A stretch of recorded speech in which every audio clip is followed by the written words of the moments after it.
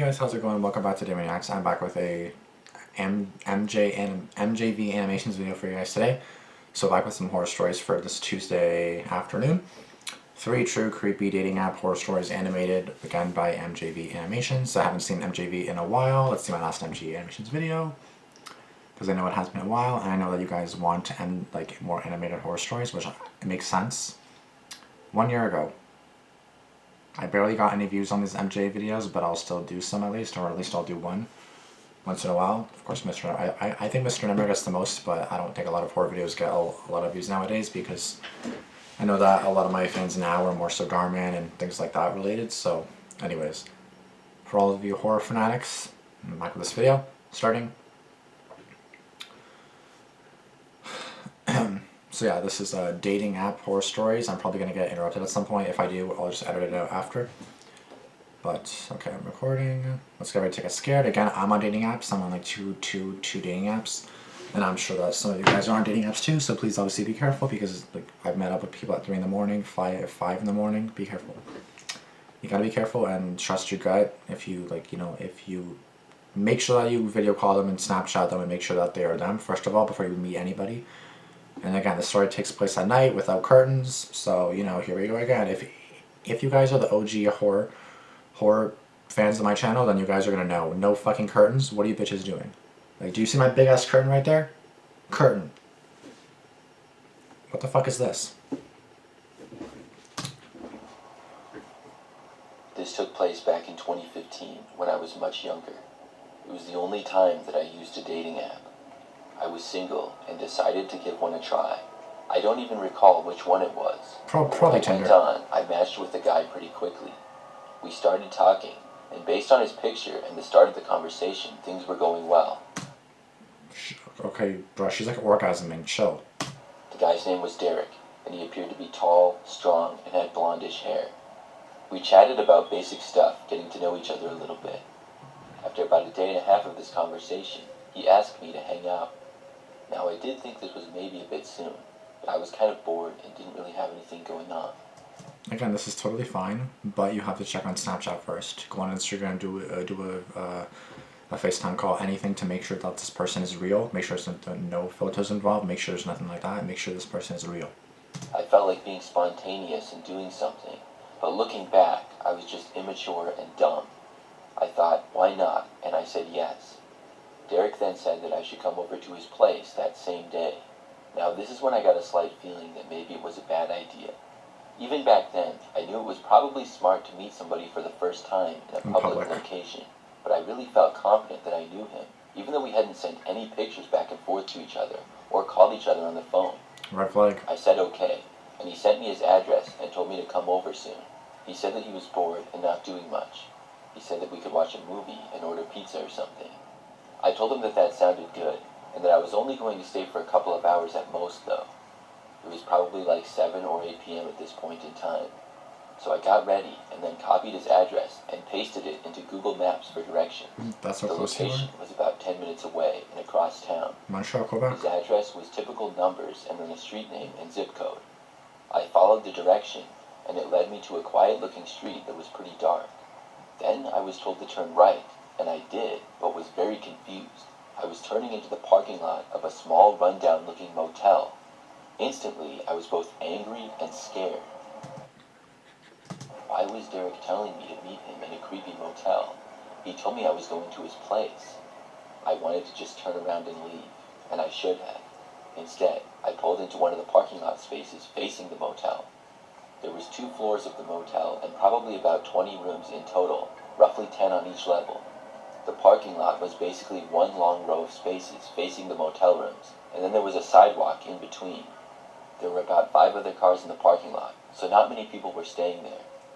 After parking my car, I looked at the rooms and saw lights appear to be on in a few, but not many. There was also curtains covering just about every window. I stayed in my car, took out my phone, and texted Derek on the dating app. I said, "You didn't tell me you were at a motel." He said he was sorry, and claimed that he didn't want to scare me off, but really wanted to see me. He then said that he was only staying in the motel for a couple of days until he could start the lease for his new apartment. He also claimed... Yeah, this is already a bit sus. Like, you haven't seen them, you haven't seen nothing yet, you haven't called them, and now he's he already, like, he didn't lie to you, but he said his place, which kind of makes it sound like your apartment, your house. You don't own the motel. That's not your place. Like, you're literally staying in it just for a few days. Or a night or something. It's a motel. It's not your place at all. So he already kind of lied to you, which is not good, which is a red flag. Claimed that all of his stuff was at a nearby storage unit, and his last apartment lease ended sooner than he thought it would. It was a complicated mess of texts, but I understood his basic point. He was just staying there while he moved from one apartment to another. I sort of believed him because he had been so nice to that point, although that was probably foolish of me. I told him that I was a bit creeped out and the motel seemed really sketchy. He said he knew that, but it was all he could afford given the situation of his rent and deposit on his upcoming apartment. He then asked me to please come inside and told me the number of his motel room. I looked at it, and it was one of the few with lights on, and it was on the ground level a little ways to my left. I sat there in my car, thinking about it for a minute. I told myself that the fear I had was more than likely nothing. It was natural to feel creeped out by an old motel like this. I didn't... Speaking of a motel, I did meet someone in a motel as well. I'm pretty sure it was daytime though. Yeah, it was more so daytime, afternoon, and then he was like, yeah, you can park in this spot right here, but I just parked at a nearby store and walked over, and then we, did stuff. But yeah, like I basically met him in a creepy motel, and I was kind of like, kind of like concerned myself. I was kind of like, yeah, come outside, and then he came outside. It was a small little area. Motels are really creepy, and again, I have an experience firsthand with motels. I met up with someone at a motel. He was totally good. He was nice. He was great. Everything, we did what we did, and then we left. It was good, but still, like, be careful. Replied to Derek, but after I sat in my car thinking about it, I decided to go in. The story he gave me seemed believable. I opened my door and stepped out. Do you have like any like weapons or anything, like pepper spray? Have something ready on you in case you need to, like your keys, stab someone, I'd do something, like get ready. When I shut my door and was beginning to walk, something caught my eye from a motel window. Oh my god, it's creepy. I looked over to see a guy looking out of the window of Derek's motel room, but it wasn't Derek. After less than 1 second, whoever this guy was quickly ducked down and covered the window back up with the curtain. Even though I saw him very briefly, I knew for a fact that it wasn't Derek. He looked absolutely nothing like the picture. I assumed that somebody was there with him. I stopped where I was and got out my phone. I would get back in your car right away and just start driving away. I texted him asking, "Who's inside the room with you?" He responded quickly saying, "Nobody, I'm here by myself." The bad feeling I had got worse, and I knew that I needed to leave. I quickly walked back to my car and then got inside. I told Derek that I saw somebody in his window that wasn't him. He said something like, "No, you didn't. Come on in already." No, that's sus. That's a sus message, I'm sorry. I had already made up my mind at that point that I was going to leave, though. I got back inside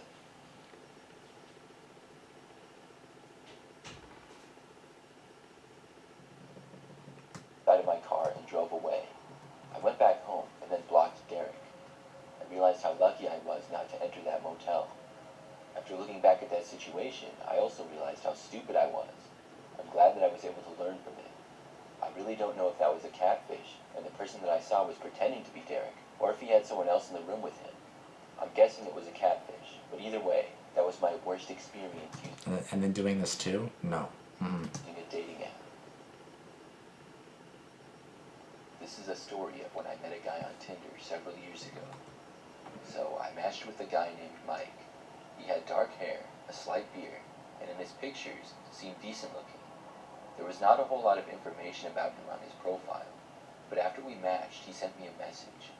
At first, he said hi, and I said hi back to him. I have a crap ton of messages on Tinder, so let me actually go. I'm not gonna go through any messages, but like, yeah, updated terms, agree, I don't really care about this. Okay, yeah, whatever.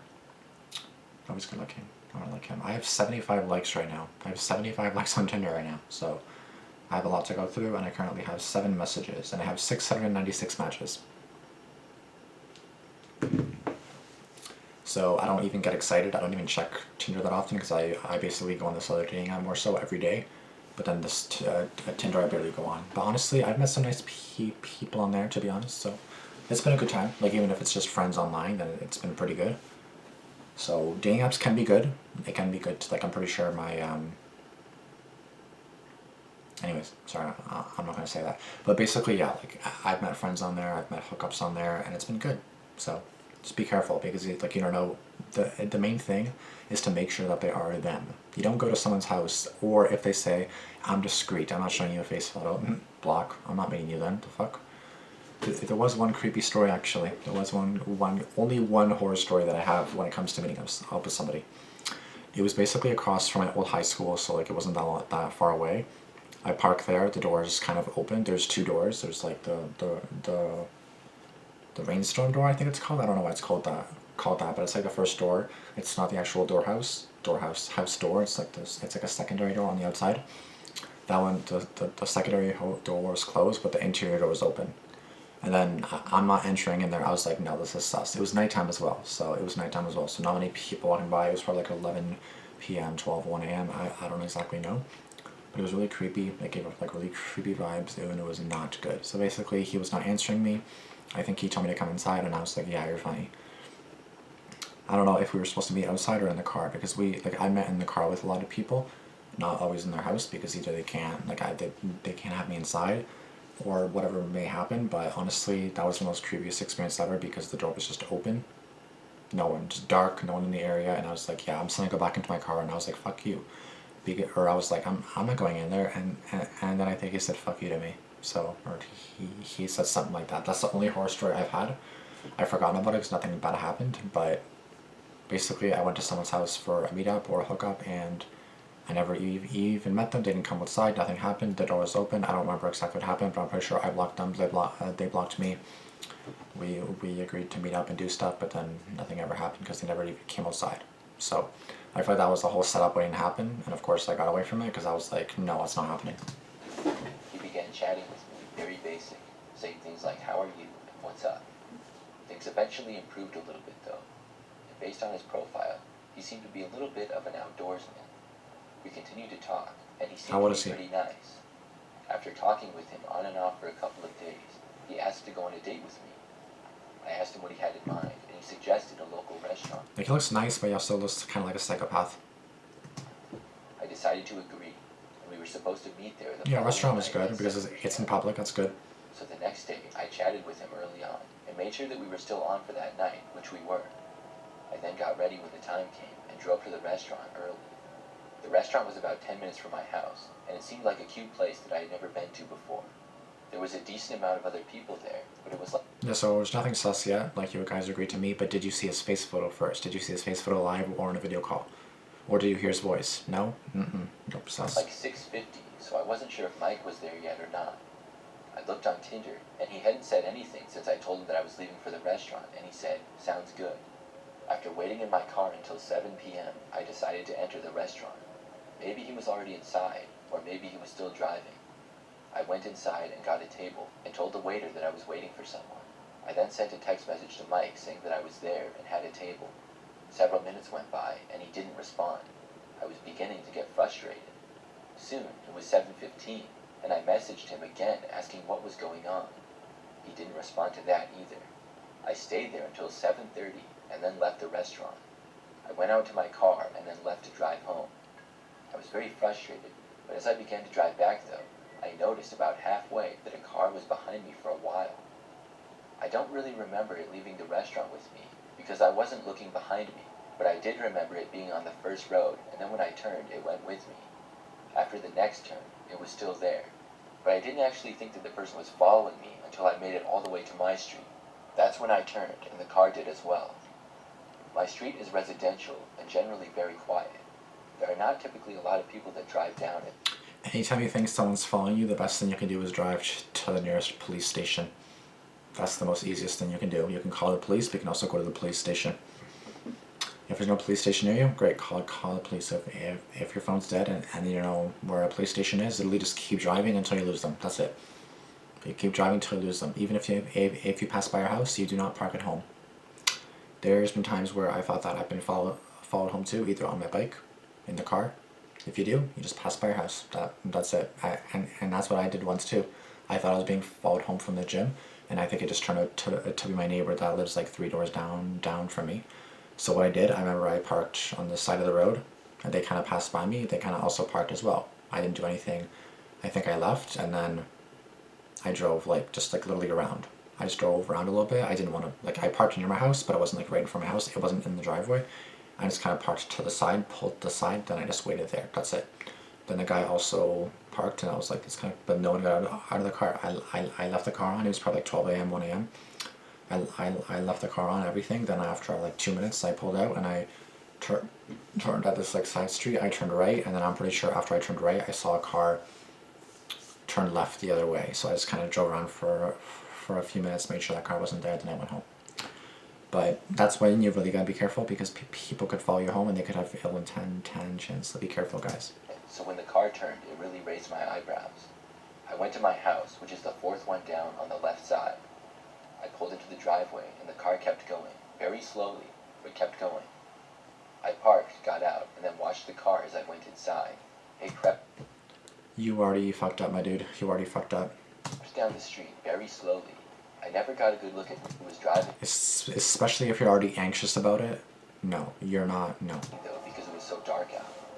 I'm not going to lie, though. The thought of it being Mike did cross my mind. But quickly, I pushed that thought away as it being too crazy. I looked on Tinder when I got back inside, and Mike still hadn't said anything. I sent him one more message saying, "What happened? Why didn't you show up?" Then, I decided I should just move on. It's not like I really knew Mike that well at all. I was just really annoyed that he had made the date and then failed to show up in time And then stood up, yeah. entirely. So I made some pasta for myself and then went into the living room. I lived alone at the time and was eating in my living room when I noticed what appeared to be the same car driving by again. Why are your fucking curtains open, bro? If it's daytime, I get it, but no, if you see the same car driving by, that's already sus. And bro, you literally parked at your house when you're suspected to be following home. You don't go home. The fuck?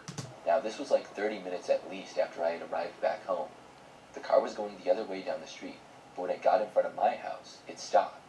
It pulled over to the side of the road, and I kept watching from the window very carefully so that I wasn't visible to whoever was in the car. It was definitely the same car that had followed me home. The engine was running for a while, and then it turned off. I did not hesitate, and I called the police right there. I told them that I thought I was followed home by someone, and now they were parked out front of my house. I kept an eye on the car, and nobody got out of it. I still had no clue as to who was driving. After speaking with the 911 operator, I kept watching out the window and waited. The car remained there, and nobody got out. All of the lights to the car were off, and there was just a dim street light in the nearby area. For the next 10 minutes, nothing changed. Then I saw a police car start to drive down my street. It got near the car that was parked out front of my house, and then the police car turned its lights on. The officer got out and talked to the driver. I kept watching as he spoke with the driver for probably 5 minutes. Finally, the car drove away. The officer then came up to my front door and spoke with me.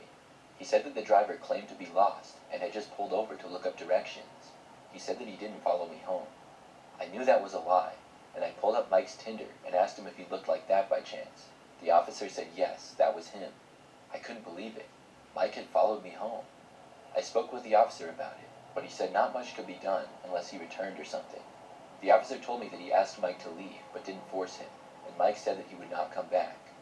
He then said if Mike came back, to give him a call. After that, the officer left, and I was a little worried that Mike would return, but he didn't. It still creeped me out, though. I blocked Mike on Tinder after that. I still can't believe that he followed me all the way home after ignoring me. I'm glad that since that night, I've never heard from him or saw him again. Oh, it's so creepy. Like, the animations they do is just so creepy. Like, oh, I fucking can't. It's good to chills, bro. Anyways, bro, fuck, I just can't with people sometimes. I can't. Very few people from dating apps know where I live. Like, very, very few.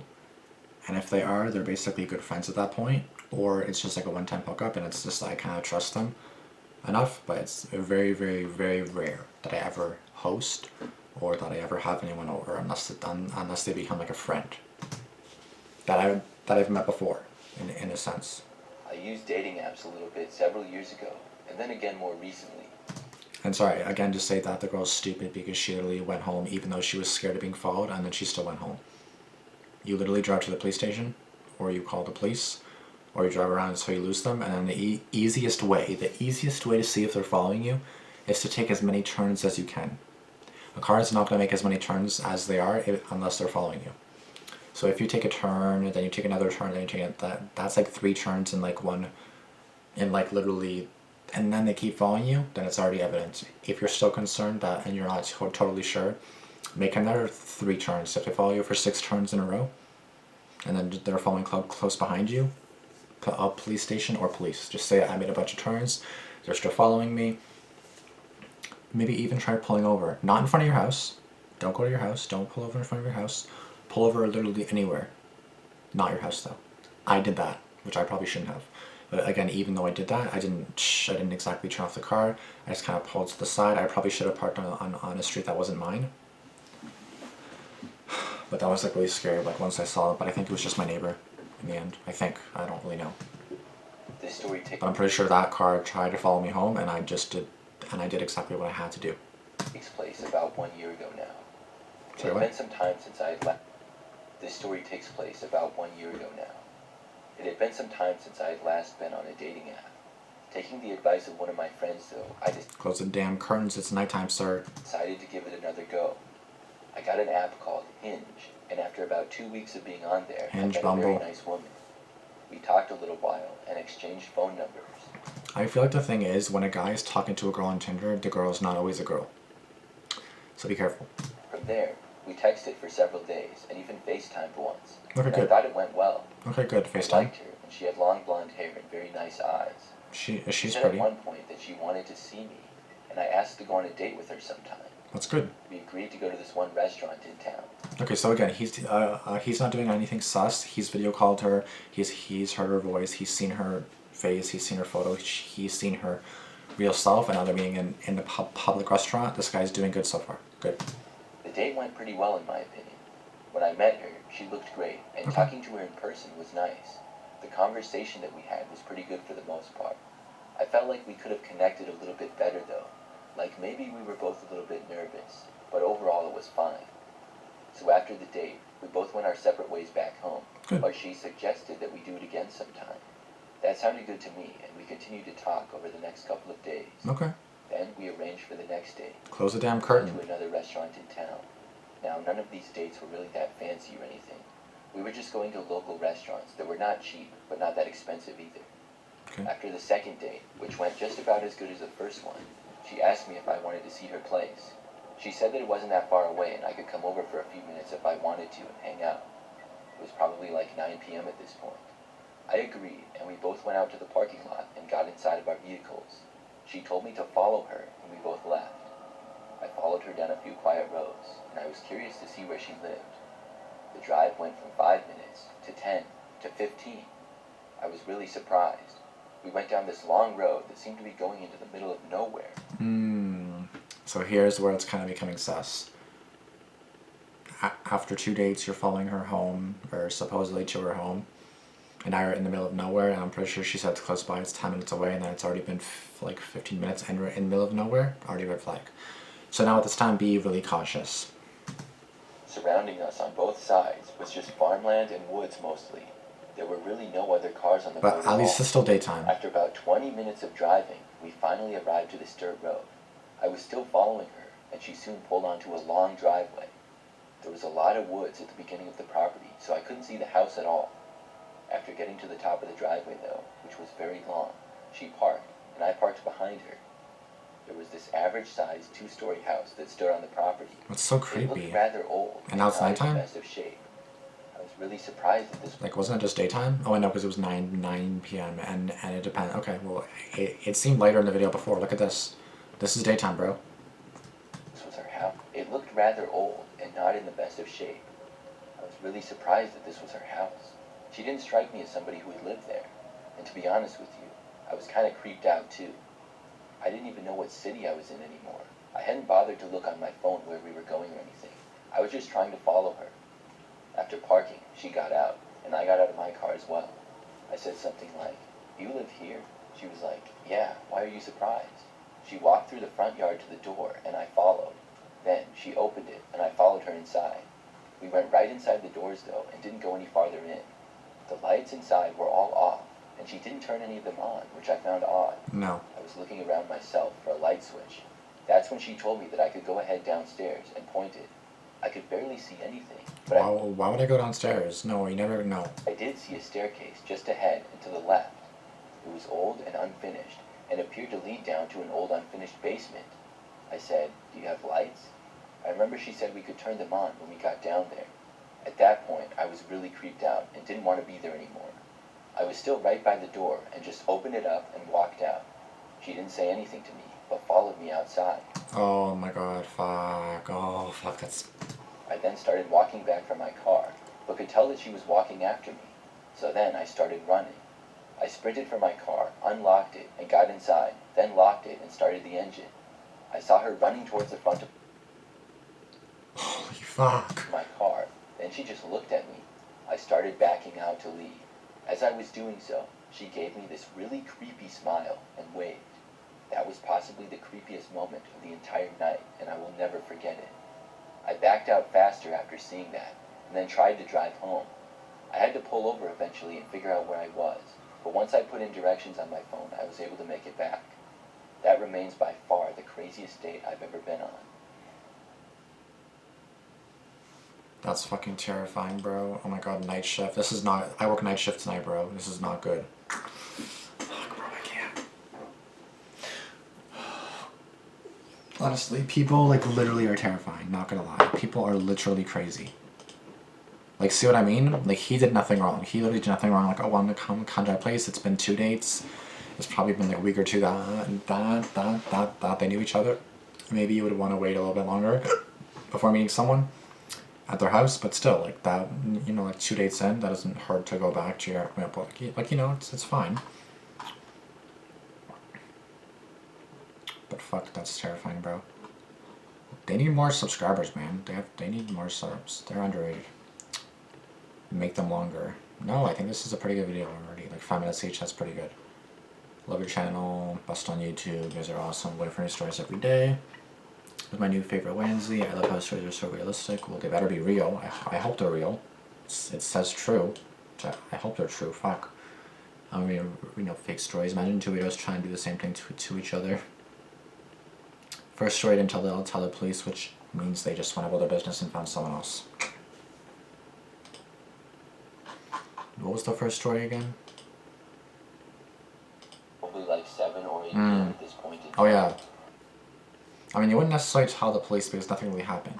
So you could tell the police, but like, what are you gonna tell the police? I was on a dating app, and then you know, I saw someone else that wasn't them. It's like, okay, well, what do you want me to say? Like, you know what I mean? Like, what are they gonna do? Like, arrest them? So not many comments, just basically say that they love the videos, but honestly, I do like their videos too. They're actually pretty damn good, so that's good. Thank you guys so much for watching. If you guys enjoyed this video, please be sure to give it a like. Comment down below your thoughts on this video, and make sure to subscribe to myself and MJV Animations for more videos like this.